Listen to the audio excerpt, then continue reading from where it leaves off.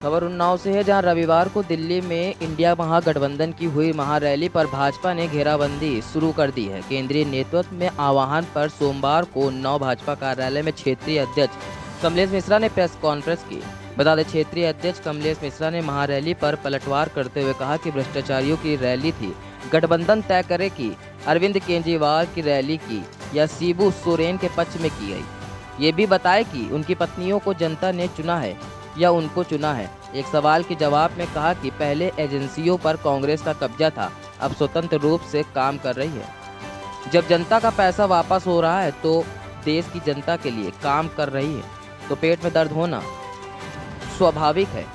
सब भ्रष्टाचारी एक साथ आ गए हैं। देश की जनता के लिए पीएम मोदी हर संभव काम कर रहे हैं। आज की प्रेस कॉन्फ्रेंस पर क्या बात? ये जो इंडी गठबंधन है, इनका मोटिव ही आज तक तय नहीं है। जो रैली उन्होंने कल की है रामलीला मैदान, उसका पूरा कुछ तय ही नहीं है कि क्या विषय है उनका। अरविंद केजरीवाल जी के लिए रैली है, पूरे गठबंधन की रैली है, भ्रष्टाचारियों के पक्ष में रैली है। उनको अपना तय करना चाहिए कि वो किस मुद्दे पर चुनाव में उतरना चाहते हैं और क्या विषय है। अरविंद केजरीवाल जी की पत्नी रैली में, झारखंड जो शिबू सोरेन थी उनकी पत्नी रैली में थी। अभी पत्नियों के बारे में मैं स्पष्ट वो जनता को बताया ना कि उनकी पत्नियों को जनता ने चुना था या उनको चुना था। ये उत्तर उनको देने की आवश्यकता है। उन्होंने एक नारा दिया कि लोकतंत्र खतरे में, जितने भी संस्थाएं हैं वो भाजपा ने अपने अंडर में ले रखी है। इवन यहाँ तक कोर्ट तक भी वो लोग बोलते हैं कि कोर्ट तक भी दबाव है बीजेपी।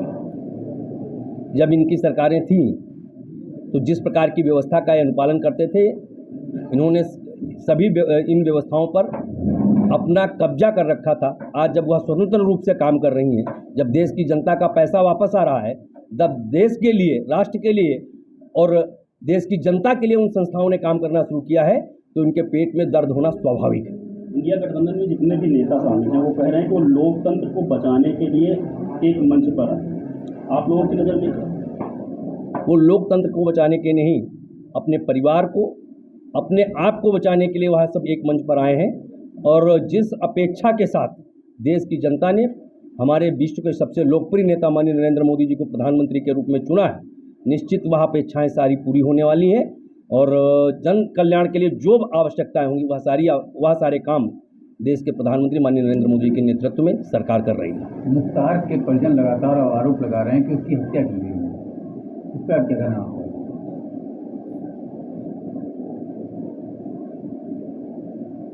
इस विषय पर मैं कोई टिप्पणी नहीं करना चाहता, या विषय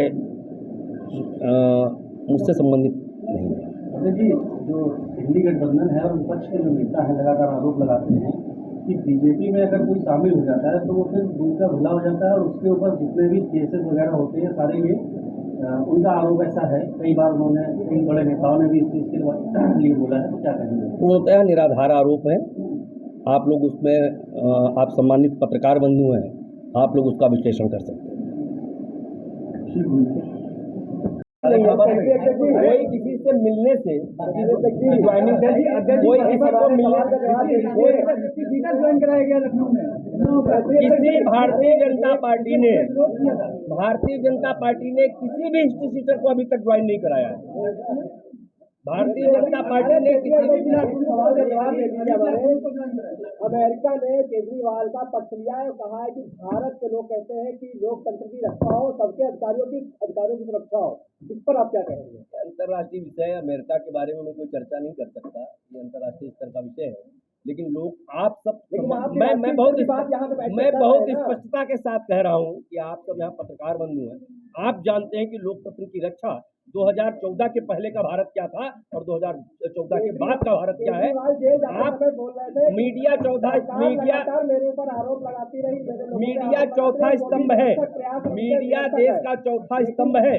जो वास्तविकता है वह मीडिया को दिखाना चाहिए कि वास्तविकता ही दिखा रही है। आम आदमी पार्टी की उपज क्या है और क्यों वो उपजी थी। कांग्रेस के विरोध में उपजी थी, भ्रष्टाचार के विरोध में उपजी थी। मामला न्यायालय में है।